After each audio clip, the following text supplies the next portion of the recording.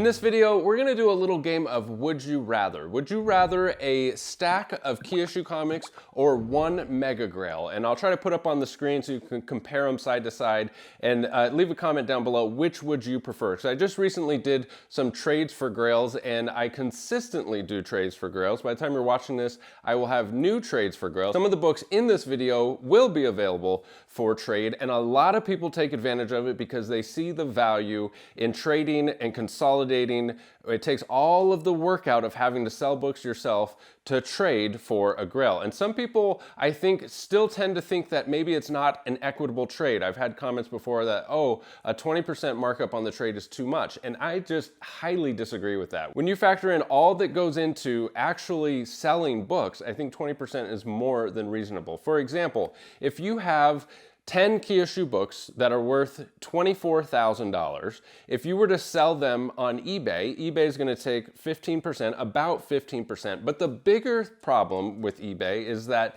you're not going to sell them all. I guarantee you, if you take 10 key issue books and post them on eBay for a fair price, they will not all sell.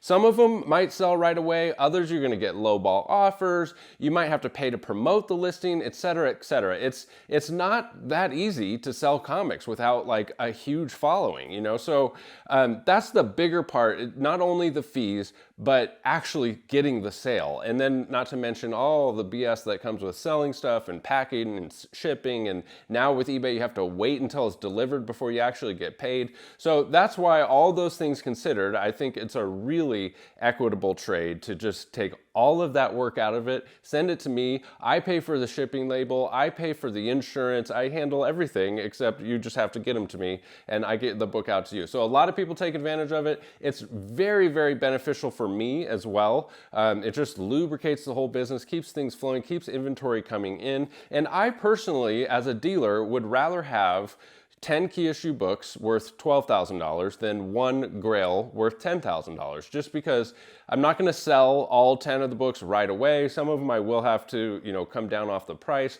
But, you know, it's just good to have more inventory and stuff. It's also good to have those grails available. So it's just a win-win for everyone. It's a win-win for me and it's a win-win for the collector. And I'm all about a good win-win. Let's take a look at this stack of books. And congratulations to Forza Juventus. You won the YouTube giveaway for the month of May. And the brand new giveaway is up for this month, for the month of June. We're giving away a Del Otto and a Todd McFarlane Spidey. All you have to do is subscribe, comment, and like this video. And congratulations to Francis D. Francis, you are the newsletter winner for the giveaway at BryceComics.com, and the brand new giveaway is up for the month of June, giving away a Del Otto and a Todd McFarlane Spidey over there as well. All you have to do is subscribe to the newsletter at BryceComics.com. So this first stack and this first trade is really going to come down to what do you collect. It's going to be a no-brainer one way or the other. And you'll see what I mean. So this was for a Teenage Mutant Ninja Turtles #1 first print, a 9.4, had it valued at $20,500, and I traded it for this stack of books, which I believe came out to about $23,500. So just a small premium, but this beautiful, beautiful X-Men #1. This is the third X-Men 1 4.5 I've had in the last 7 days. How crazy is that? But this is a new one, and it's also a beautiful copy. Nice sharp edges, beautiful colors. X-Men #1, Origin First Appearance of the X-Men. I think it's about a $10,000 book. Invincible #1. Man, what a time for this book. Currently selling for about $5,000. I will have this one available for trade as well. Marvel Spotlight #5, first appearance of Ghost Rider and Johnny Blaze. Tales to Astonish #27 in a 4.5. This one I do have in my personal collection as well. First appearance of the Ant-Man. Just an awesome, awesome key comic. One of the rarest Silver Age grails that there are, as far as like how many copies are out there. And just beautiful copy, no Marvel chipping, nice colors. And FF #52 in an 8.5, first appearance of the Black Panther. This also, it will eventually be a PC book for me, but at one point I had a 9.4. I think it was about $15,000 at the time, and ever since I've had a 9.4, I kind of don't want to keep anything less than a 9.4, so one day that will circle back around to my personal collection, I'm sure. All right, so would you rather all of this or this? TMNT #1 first print in a 9.4. Obviously, there's no right answer here, but I personally would choose the TMNT #1 first print. And the reason is, like I said, I've had 3 of those this week. So that's part of it. As a dealer, I see this stuff all the time, and I can count on one hand how many times I've seen the TMNT. But more than that, I think the TMNT is just what it represents, the power and success of an independent comic. It just blows my mind. I love the story. I love the characters. And for all of those reasons, I don't know. I think investment-wise, it's probably a toss-up. I mean, they're probably all equally going to see increases in value over time. The one wild card being Invincible, it's kind of just unknown how that's going to play out. Time will tell. But TMNT #1 for me. What about you? Leave a note in the comments. So this is a small collection that I just bought. I paid $12,700, 60% for the books under $1,000 and 80% for the books over $1,000. Came to $12,700 total. And why are we not allowed to make covers like this? I mean, could I make a cover like this? Look at the cake on that Gotham City Sirens #1 second print. It's a nice red background, much more rare than the first print. X-23 #2. This is the Mike Mayhew variant edition. X-Men '94 and a 7.0 with white pages. This is an older cert number. It's 162. It's been reholdered since then. But man, it certainly looks a lot better than a 7.0. And I was looking at it, and I think it's because there's a little defect right there, but it has not been pressed or cleaned, and I think it has a solid chance at a bump. I might have to look at the price difference between a 7.0 and an 8.0. X-Men '49, the first appearance of Polaris, and I've always loved this cover by Jim Steranko. Wonder Woman #36. This is a special copy because it's a newsstand, and this is from 2015. Leave a note down in the comments below. When did DC stop doing newsstands? Was it 2017? I believe it was 2017 for DC and 2011 for Marvel. Not to mention just an awesome David Finch cover. So it's super, super rare, late newsstand edition. Ghost Rider #2 with cover art by Frank Frazetta. This, I dare say, I would prefer to Ghost Rider #1 from this series. The Ghost Rider #1 is the first appearance of Carter Slade, I believe it is. But this is a Frank Frazetta cover, and it's got this awesome, awesome art here on Death's Stagecoach and Ghost Rider. Just an epic, epic Frank Frazetta piece. Hawkman #4. Incredible Hulk #2. Supernatural Thrillers #5.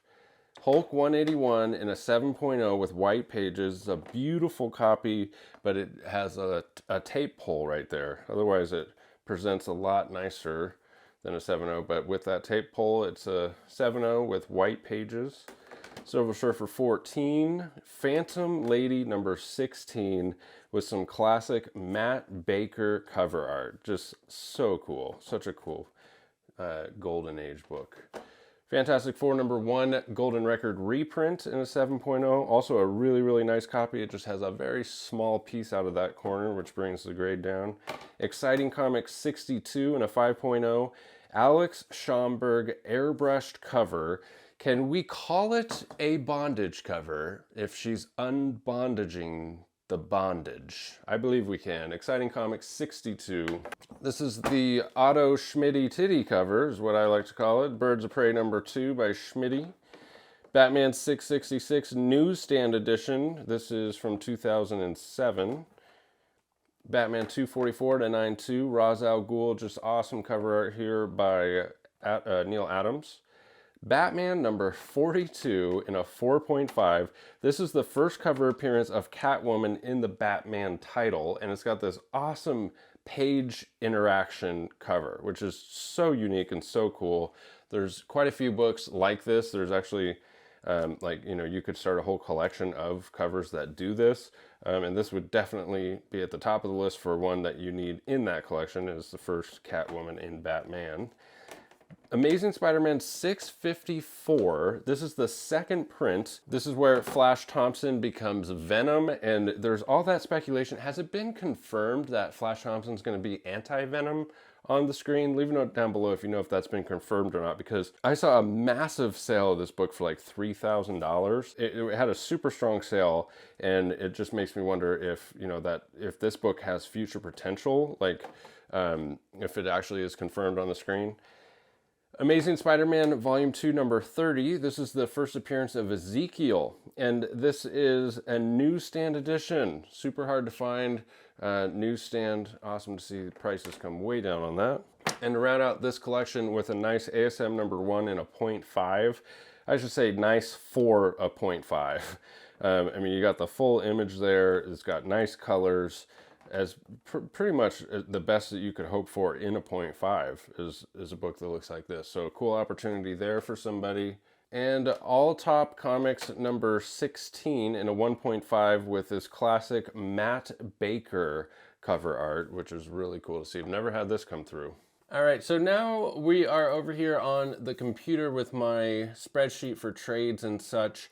To show a couple other examples, like this trade right here that I did with Alex, the comic hoarder. Shout out to my buddy Alex. He has a YouTube channel. Please go give him a follow. He's an awesome dude, awesome member of the community, awesome content. And we worked this trade out, which I think is a no-brainer on his part of what he's getting. So he's getting the Captain America number 74. And that's another thing about my trades. If I have a book that's been sitting on the website for quite some time, you know, I'm able to come off the trade value. Sometimes I just want to move on from the thing. So this one was sitting around for a little while, Cap 74. I was asking $12,000, but he's getting it for $10,929. He's throwing in $2,500 in cash and all of these books, which this is exactly what I'm talking about with selling them yourself. There's 25 total books here, and just the amount of time and work and fees and BS that you would have to deal with to sell all these on eBay. And some of them, you know, are a little bit tougher sales, like high value, non-9.8 variant covers like this Supergirl and the Legion of Superheroes number 23 Adam Hughes variant. Very, very expensive book, but you know, I think I might have a little bit of a time moving this one and some of these other Adam Hughes covers and Lau covers. So I think, you know, I'll probably break even on this one, which is fine, and get some awesome books to move through the shop in the process. Here is for the ASM 1. This one is going to come in soon. This is 1, 2, 3, 4, 5, 6 books. So would you rather have these 6 books or an ASM 1 in a 4.5 with a beautiful presenting ASM 1? So here it is. They actually just came in, and I got to hurry up and get this out because the postman will be here very soon. And that's another cool thing about this is, you know, if we do expedited shipping when it's a smaller amount of slabs, it happens super quick. I mean, he sent these earlier in the week, and he should have this. I'm going to do 2-day on that. And the TMNT number 1 happened in like 36 hours between him sending me my books and me sending him the TMNT 1. It was there like 12 hours after I sent it or something. It was really crazy. But would you rather these 6 books right here, Hulk 181, first Wolverine, first Loki. This is a curveball. This X-Men number 4 is a 7.0 with white pages, and it presents like a 9.6. I mean, it looks plastic. It's so freaking deep and dark with the color strike, and the reason is because it's got a weird shadow on the back and this hard crease. That's why it's a 7.0. I mean, it literally presents like a 9.6 from the front. It is so, so nice. So anyways, that's kind of a curveball with this one. But first Moon Knight, first Doctor Strange, and this is just the first Stranger, like a $300 book. So would you rather this or the ASM number 1? And personally, I would absolutely prefer the ASM number 1. This book just hits a little differently. When you see it, just how iconic it is, and this is actually a really nice copy for a 4.5. But leave a note in the comments, which would you prefer? So that's it for this video, you guys. I just wanted to highlight some new inventory and some trades that I did and say, you know, if you are interested, put a list together and have it ready to go for when I post new stuff. And if you see stuff that's been on the website, this is stuff that was just added today, recently added some awesome keys, classic covers. But if you see something that's been on the site, like in the big boy section over here for quite some time, you know, feel free to reach out and see if I can do a trade for it. Like this Silver Surfer, I would absolutely do a trade for that. Actually, I would do a trade for this, definitely for this, pretty much for anything here, if it makes sense. Maybe not the Green Lantern one. When you get to like a $900 book, if you're going to send me $1,000 worth of books for a $900 book, and then I have to pay for shipping, which is $50, and now I have to list 6 books, that doesn't really make a lot of sense. It's hard. It's a lot harder for the smaller ones. I mean, if you wanted to send me $1,200 worth of books for this, I could do it. It just, you know, it just comes down to time and shipping and stuff like that. But a lot of these I can work with you on. I could come off the value on this one. I can come off the value on this one. I've dropped this one so many times. It's got to be getting close to that price point where somebody just can't refuse. I could work on this one. So shoot me a list. Thanks for sticking with me to the end of the video. I appreciate you guys. We'll catch you over on Whatnot hopefully this weekend. If I have a show, there's a link down below for $15 towards your first purchase. And use code COLLECT10 while you're here at Bryce Comics and check out the clearance section. Just add to cart for an automatic 20% discount on the books in the clearance section. Thanks as always. We'll catch you in the next video. Bye.